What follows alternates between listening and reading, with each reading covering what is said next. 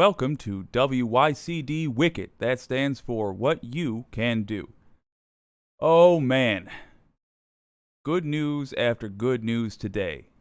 All of it dealing with the darkest of matters, but the good guys seem to be landing some blows. We've got a major development in the Justin Roiland scandal. Adult Swim has announced they are cutting ties with him. He will no longer be involved with the show Rick and Morty.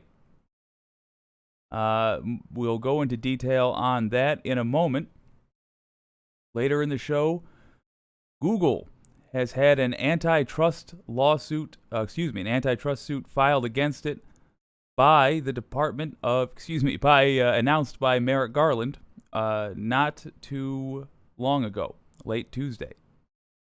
And then the Abrams tank is going to Ukraine. You can't tell that's the one I'm giddy about. The U.S. has finally signed off on sending Abrams tanks to Ukraine. It at a minimum, the messaging that sends ought to give Russia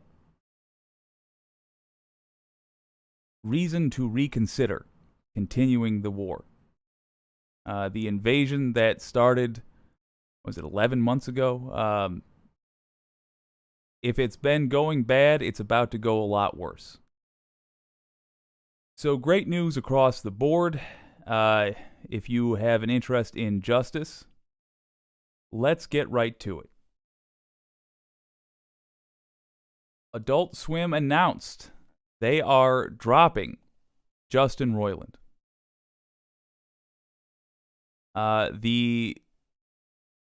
In a tweet on Tuesday, let's have a look at it right here. In a tweet Tuesday, the network said, Adult Swim has ended its association with Justin Roiland. Rick and Morty will continue.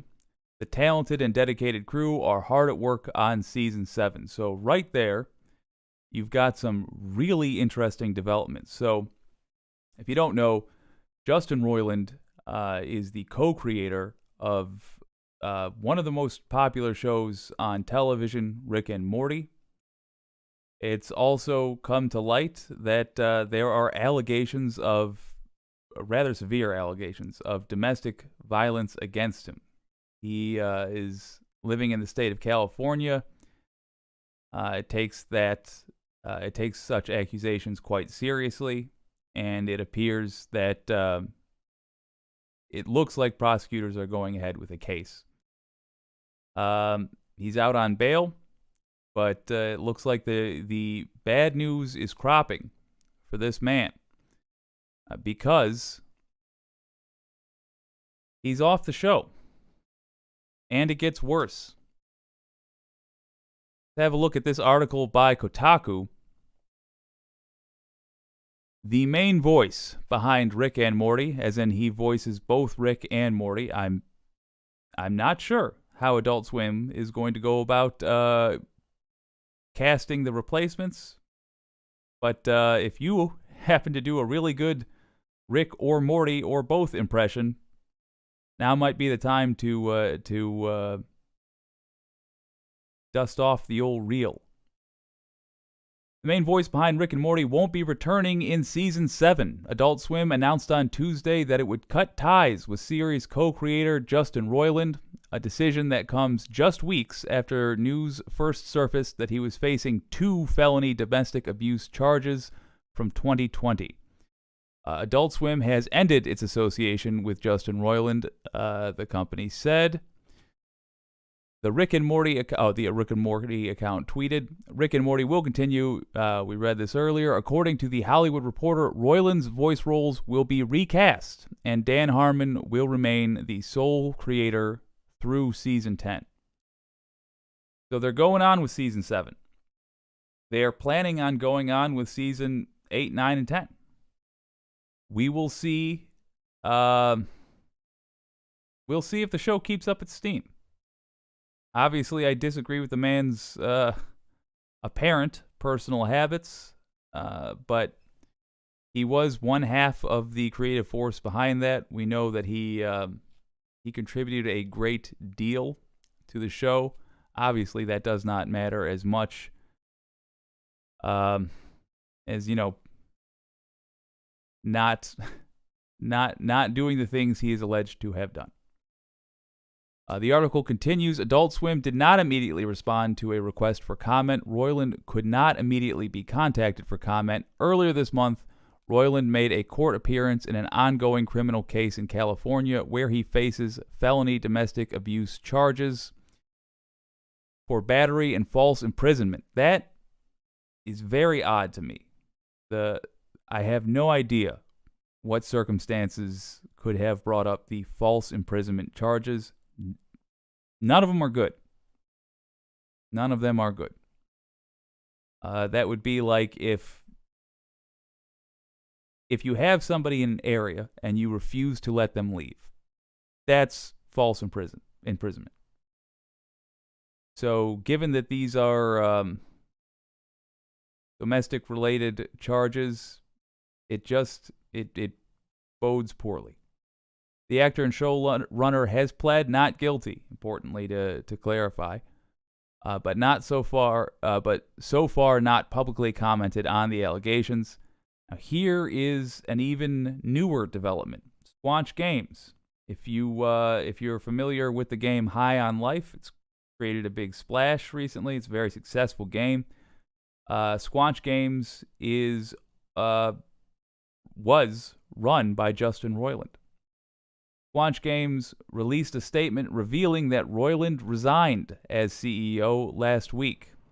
The passionate team at Squanch will keep developing games we know our fans will love while continuing to support and improve High on Life, the studio wrote. Really surprising, I suppose not surprising, really severe developments for Roiland. I'm not going to comment on whether or not it's deserved beyond saying I'm glad to see that a major network is choosing to address this head on rather than pretend like it's not happening. If we did not live in a country where the justice one receives or doesn't receive is so dependent on how powerful the person in question is, how rich they are, how influential they are. If we truly had a fair justice system, my opinion would be keep business totally separate. Unfortunately, we do live in a country where if you are the CEO of anything, you are very unlikely to be held accountable for your actions. So I'm glad to see that that Roiland will be facing trial on odds that are closer to even than they would have been, closer to fair than they would have been, were he still financially backed by Adult Swim and Squanch Games. That said, still a wealthy person, still the United States of America. Who knows how it'll go? Watch this space, I suppose. We'll stay on it. Well, in a piece of what appears to be surprising bravery from Merrick Garland, an antitrust suit has been filed against Alphabet, and that's the company that owns Google. It is for Google's practices that Garland says violates the Sherman Antitrust Act. Let's have a look at that press conference from a bit earlier. Today, the Department of Justice, joined by 8 states, filed a civil antitrust lawsuit in the United States District Court for the Eastern District of Virginia against Google. We alleged that Google has used anti-competitive, exclusionary, and unlawful conduct to eliminate or severely diminish any threat to its dominance over digital advertising technologies. These technologies, which are known as ad tech, automate advertising sales by website publishers to online advertisers. When an internet user opens a web page that has ad space to sell, ad tech tools almost instantly match the website publisher with an advertiser looking to promote its products or services in the website to the website's user. For once, I have direct professional experience with this. So when that happens, the process goes like this. There is a chunk of the website which is just designated ad space. And any given second, there are companies bidding for that ad space. And they bid on categories as well as websites. So a company can bid on, say, people who are interested in outdoor sports. Google controlling this means they get a piece of every one of those transactions. The amount they get may shock you, but to give you an idea of how profitable this has been for Google, last quarter, they raked in just through this mechanism, $54.5 billion. Just last quarter. Just from this section of their company. We've had an erosion of the enforcement of antitrust laws for a long time. Good news is, when you have enforcement of antitrust laws, it tends to snowball. But the downside is, last quarter, Google made more than the lifetime earnings of every single person, man, woman, and child, populating the average American town. Truly a staggering amount of power this company holds. This product and process typically involves the use of an automated advertising exchange. This exchange runs a high-speed auction designed to identify the best match between a publisher selling internet ad space and advertisers looking to buy it. As alleged in our complaint, for 15 years, Google has pursued a course of anti-competitive conduct that has allowed it to halt the rise of rival technologies, manipulate auction mechanics to insulate itself from competition, and force advertisers and publishers to use its tools. In so doing, Google has engaged in exclusionary conduct to severely weaken, if not destroy, competition in the ad tech industry. As detailed in our complaint, we allege that Google's anti-competitive conduct extends to three significant elements of the digital ad buying process. First, Google controls the technology used by nearly every major website publisher to offer advertising space for sale. Before he continues, he's outlining how collectively this control makes it inherently unfair for Google to be operating the way it is. In other words, it's not antitrust if it's just one business excelling way above the rest. But in this case, he is saying the combination of these things, which he'll list the other two in a moment, the combination of these things is cutting out possible competitors from the market altogether. So they control the ad sales. Second, Google controls the leading tool used by advertisers to buy that advertising space. And third, Google controls the largest ad exchange that matches publishers and advertisers together each time that ad space is sold. As a result of this scheme, website creators earn less and advertisers pay more. That means that fewer publishers are able to offer internet users content without subscriptions, paywalls, or other forms of monetization. Our complaint alleges that Google has violated Section 2 of the Sherman Antitrust Act by monopolizing the market for the technology used by publishers to offer ads on their websites, Boom. monopolizing or attempting to monopolize the ad exchange market, and monopolizing the market for the ad network technology that advertisers use to buy digital advertising space. So that's the bidding I was talking about earlier. I do want to say, Merrick Garland, I have learned to distrust this person.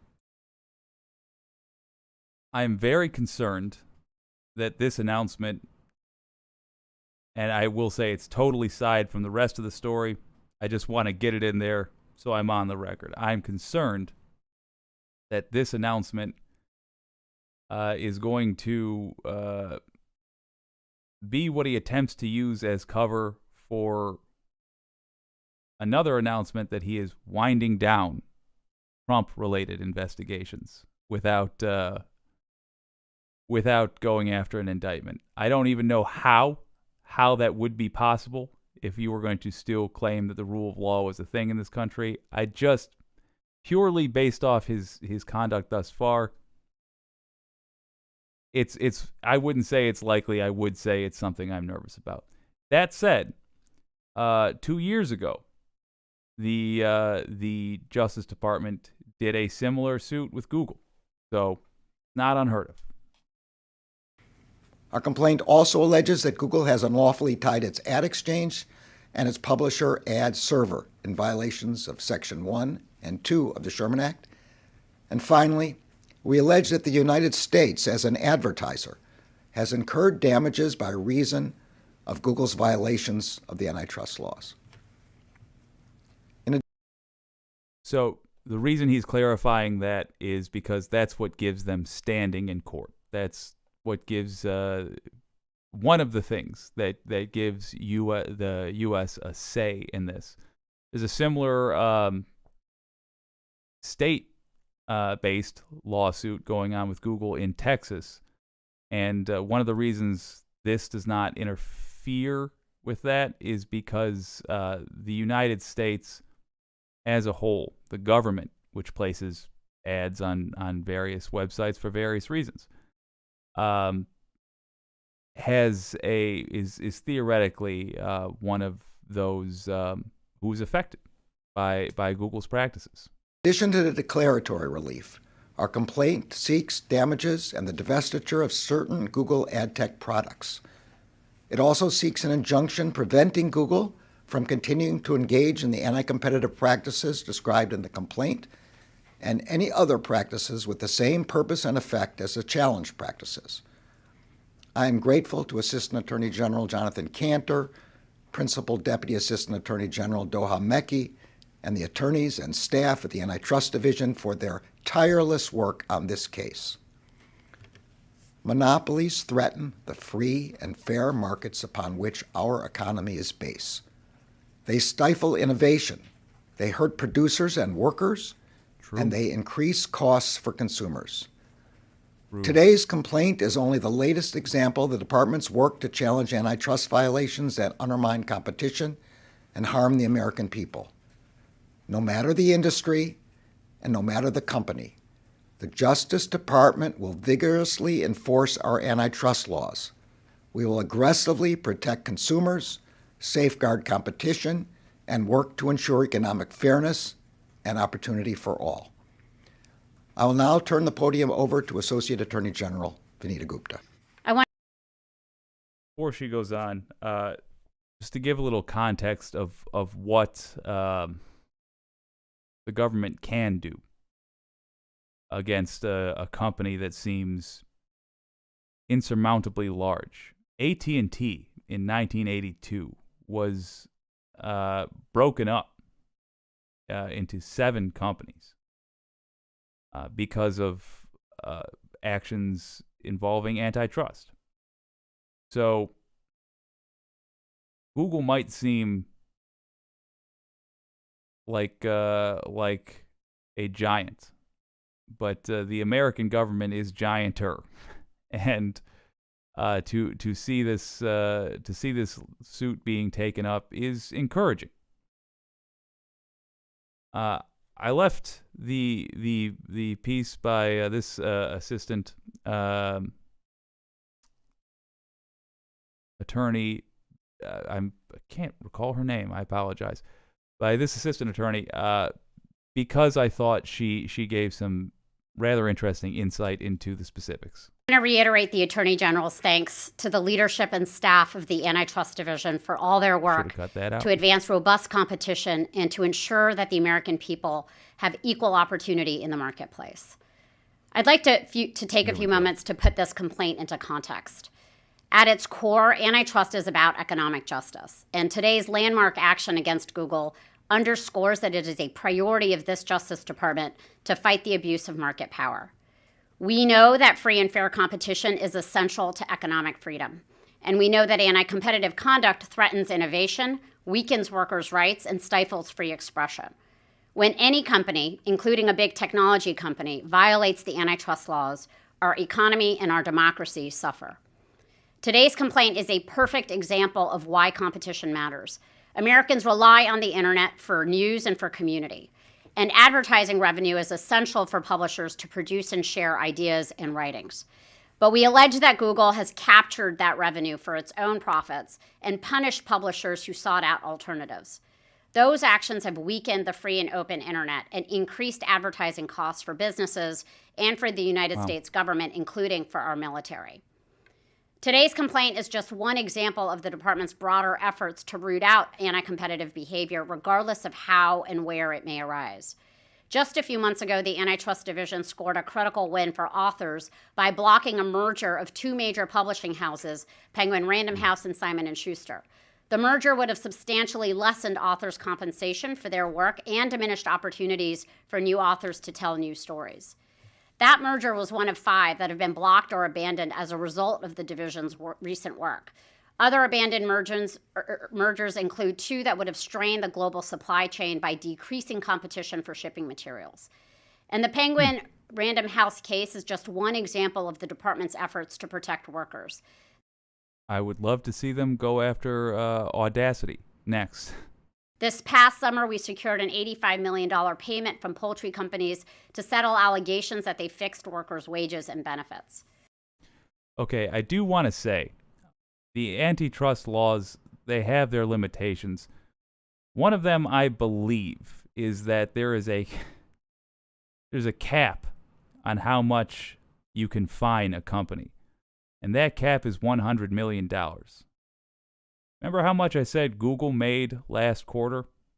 Last quarter, not even last year. Last quarter. Just off their internet ad revenue. $54.5 billion. So, fining, the poultry company, $85 million. I don't know how big that poultry company was. But if they were in antitrust trouble, I can't decide how I want to say that. If they were in antitrust trouble, odds are they can handle an $85 million fine. In other words, when they brag about how much they fined these companies, I'm not impressed because it's not really an enforcement mechanism.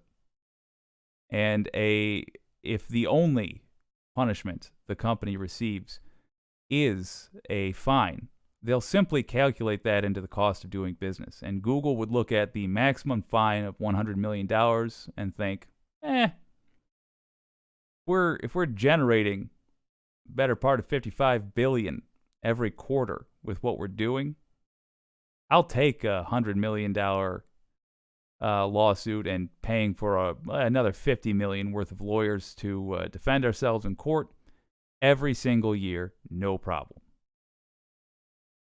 But Garland did specify earlier they are seeking to take further action, and that to me is exciting. The idea that these companies could be, or these divisions of Google could be broken up into separate companies. Yeah, that seems like a healthy move. And it seems long overdue as well. We're going to keep watching this space. I do have to say, my faith in the American justice system is not strong, but it does have a history of successfully litigating cases against major companies, against corporations that have gotten too big for their britches. So this appears to be good news if you want a free and fair internet. If you don't want Google to be synonymous with every other thing, including this platform that I'm on now, that exists online, this is a good step. This is good progress. I wish Merrick Garland luck and reiterate that it does not get him out of prosecuting Trump. Well, we've been talking about Ukraine quite a bit with very good reason. Russia's invasion of Ukraine, starting back in 2014, when they annexed Crimea, which is not culturally, but geographically, essentially Ukraine's Florida. I say not culturally because while it is very much a part of Ukraine, it doesn't have the same problems we currently have with, say, Ron DeSantis. What it does have the unfortunate reality of being is exposed to Russia. Russia swarmed in, and the world didn't respond like we should have. We got another chance, unfortunately, to show the 21st century that we are not okay with early 20th century expansionism. The world has done an all right job of supporting Ukraine. There have been boycotts against Russia from those who can be bothered to participate, but more importantly, we've been giving Ukraine weapons. U.S. recently upped the ante by giving the Bradley a fighting vehicle, not a tank, even though it looks quite tank-like, to the fight. There was a great deal of talk as to whether or not the U.S. would up the ante further in providing the Abrams tank, one of the best fighting machines on the planet Earth currently. Germany and Poland, rather Poland supplied by Germany, is giving the Leopard tank to Ukraine. That's going to enter the fight soon. Today, it was announced the Abrams tank, given by America. 31 of them, I believe, is going to President Volodymyr Zelensky. Today is his birthday, incidentally. Happy birthday, Zelensky. Here is Joe Biden giving the announcement. Of their courage and the indomitable determination to live free. And through every single step of this horrific war, the American people have been strong and unwavering in their support, and Democrats and Republicans in Congress have stood together. The United States has worked in lockstep with our allies and partners around the world to make sure the Ukrainian people are in the strongest possible position to defend their nation, their families, and against the truly brutal aggression of Russia. I haven't seen the likes of this in a long time. The United States and Europe are fully united. This morning, I had a long conversation with our NATO allies, German Chancellor Scholz, French President Macron, Prime Minister Sunak, and the Italian Prime Minister Meloni, to continue our close coordination and our full support of Ukraine. because you all know I've been saying this for a long time. The expectation on the part of Russia is we're going to break up. We're not going to stay united, but we are fully, thoroughly, totally united. With spring approaching, Ukrainian forces are working to defend the territory they hold and preparing for additional counteroffensives. To liberate their land, they need to be able to counter Russia's evolving tactics and strategy on the battlefield in the very near term. They need to improve their ability to maneuver in open terrain, and they need an enduring capability to deter and defend against Russian aggression over the long term. The Secretary of State and the Secretary of the military behind me they've been deeply involved in this whole effort.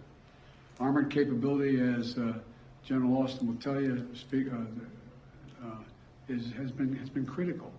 And that's why the United States has committed hundreds of armored fighting vehicles to date, including more than 500 as part of the assistance package we announced last Friday. That would be the Bradley. Interesting fact about the Bradley, even though it is not a tank, it, I believe, got more tank kills because of the TOW missile mounted on it than any other vehicle, any other ground vehicle in the Iraq War. Let me go back on that. Well, shoot, now I can't recall. Anyway, the modern Bradley, if you've heard about the Bradley from past scandals involving its development, is actually quite a good vehicle. However, man, nothing compares to the Abrams. My understanding, which is as an outsider, I will stress, is that this is essentially my understanding, it's essentially the best tank in the world, meaning it's way above anything Russia's got. And today, in terms of armor, firepower, that the United States will be sending 31 Abrams tanks to Ukraine, the equivalent of 1 Ukrainian battalion. Secretary Austin has recommended this step because it will enhance the Ukraine's capacity to defend its territory and achieve its strategic objectives. The Abrams tanks are the most capable tanks in the world. They're also extremely complex to operate and maintain. So we're also giving Ukraine the parts and the equipment necessary to effectively sustain these tanks on the battlefield. The M88s. When we'll begin to train the Ukrainian troops on these issues of sustainment, logistics, and maintenance as soon as possible. Delivering these tanks to the field is going to take time. Time that we'll use to make sure the Ukrainians are fully prepared to integrate the Abrams tanks into their defenses. Yeah, I believe what he's talking about there are the support vehicles that are used to help maintain the usage of the Abrams tank. That in and of itself is a major contribution. Really important to note, the Abrams is reliant on jet fuel, which we will likely have to supply, and is probably going to have a steeper learning curve than other tanks out there. That said, the Ukrainians have shown that they can adapt to a whole lot, so I wouldn't put it past them to learn this quickly. We're also closely coordinated this announcement with our allies. The American contribution will be joined by an additional announcement, including that will be ready, available, and more easily integrated for use in the battlefield in the coming weeks and months from other countries. I'm grateful to Chancellor Schultz for providing German Leopard 2 tanks and will lead an effort to organize a European contribution of 2 tank battalions for Ukraine. I want to thank the Chancellor for his leadership and his steadfast commitment to our collective efforts to support Ukraine. Let me just be clear about the tenacity of the Ukrainian people. They were fighting a fresh Russia with the guns they could scrounge up within their own country at first. They held off a fresh Russia with darn near civilian arms. The fight was helped massively because civilian arms and small arms really are, I'm using terms that that are more video game than military. Let me speak more clearly. The arms they were using at first were not capable of taking on tanks. One of the major additions to their armaments that the U.S. supplied was the Javelin missile. Helped a great deal, but this is still guys on foot fighting armored vehicles.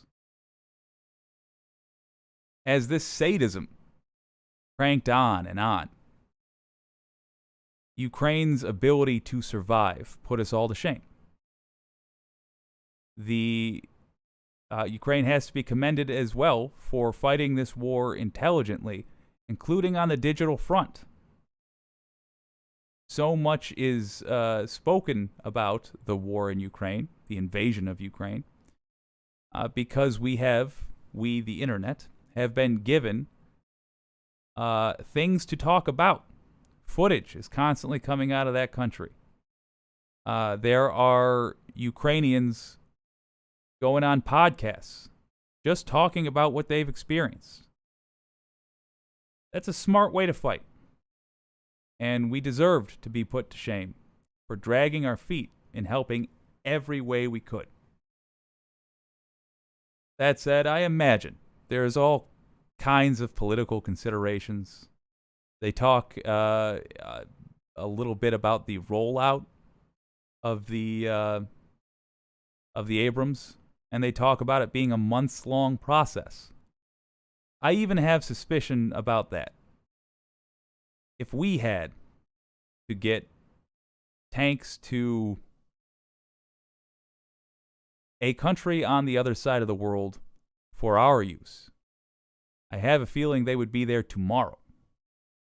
But granted, there's logistics to consider and yada, yada, yada. My only point is that we have to be made to help through shame and pressure from our allies. And it looks like that combination has worked.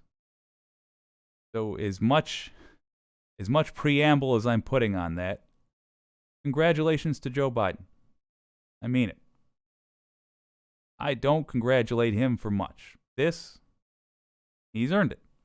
The right move, in my humble opinion, as a human being that doesn't want to see Ukrainians killed for no damn reason. Germany has really stepped up.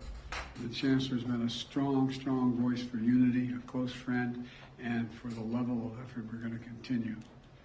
Supporting Ukraine's ability to fight off Russian aggression to defend its sovereignty and territorial integrity is a worldwide commitment. It's a worldwide commitment. Last week, in Germany, Secretary Austin convened the Ukraine Defense Contact Group for the 8th time. This group is made up of some 50 nations, each making significant contributions of their own to Ukraine's integrity. Each fully committed to making Ukraine remain strong and independent and able to defend itself against Russian threats and violence. I want to thank every member of that coalition for continuing to step up.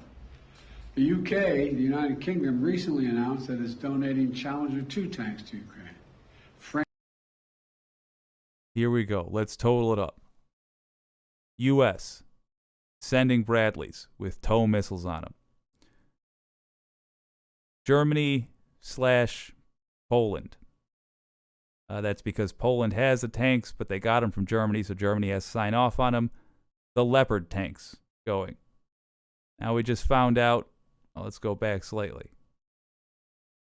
The UK, the United Kingdom, recently announced that it's donating Challenger 2 tanks to Ukraine. Challenger 2 France from the is UK. contributing AMX-10s, armored fighting vehicles, in addition to the Baby Bradley, AMX-10s. Leopard tanks that Germany, like the United States, Germany is also sending a Patriot missile battery. The Netherlands Patriot missiles, good God. is donating a Patriot missile and launchers. France, Canada, the UK, Slovakia, Norway, and others have all donated critical air defense systems. to help secure Ukrainian skies and save the lives of innocent civilians Badly needed. who are literally the Not as bad as planes. target of better than Russia's nothing. aggression. Poland is sending armored vehicles. Sweden is donating infantry fighting vehicles. Italy is giving artillery. Denmark and Estonia are sending howitzers. Latvia is providing more Stinger missiles. Lithuania is providing anti-aircraft guns. And Finland recently announced its largest package of security assistance to date. You may remember I was asked a while ago what I think was going to happen. And I said, I let Putin know. He thought that he's going to end up with the Finlandization of Europe. Well, he's got the NATOization of Finland. So remember, one of the reasons Putin had for starting this war was that he was uncomfortable with Ukraine's closeness with the West and with the NATO countries. He has, instead of separating Ukraine from the NATO alliance, he has gotten more countries than I can fit on my little piggies to donate all kinds of death machines to fight off his henchmen. And the moment the war ends, he has virtually guaranteed that Ukraine is joining NATO. They'll be welcomed with open arms. They are the heroes of the 21st century thus far. Y-31 tanks, that's apparently because that is how Ukraine divides up its fighting forces, whereas I believe America runs tanks in groups of 50. The sum total, though, means that Ukraine is going to go into the spring heavily armed in comparison to how it went into the winter. Why is that important? The spring is when common reasoning suggests that Russia will try another major offensive. We're bracing for that. It will be met with hellfire. Good. The long rollout of the Abrams, I think I heard like September might be the when they're actually fielded. It could be much earlier. There was a ton going on at the second press conference, which I have linked in the description, and we'll do a further video on at a later date. But the long rollout is not such a concern to me, because there is also the psychological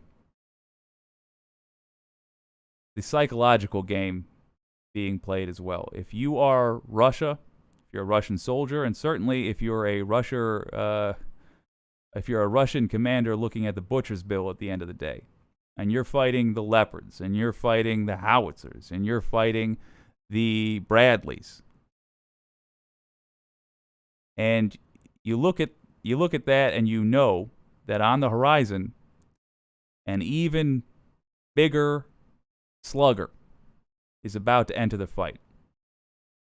Your recommendations up the chain are probably going to be affected by that. In addition, it is a war. Some of this stuff being sent is going to be destroyed.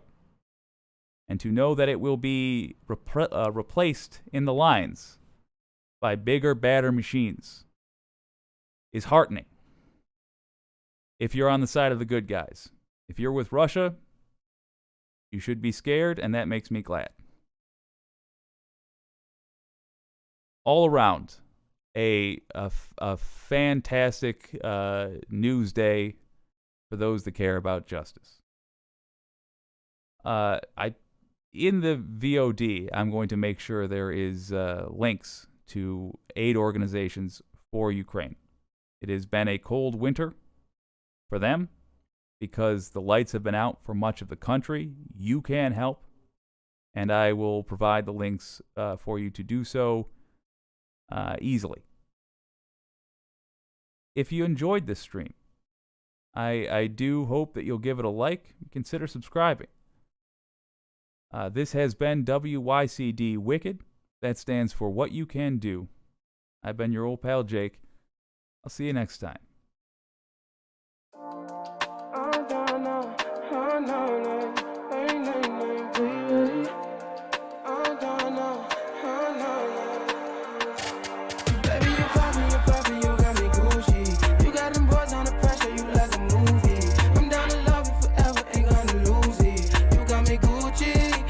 Gucci.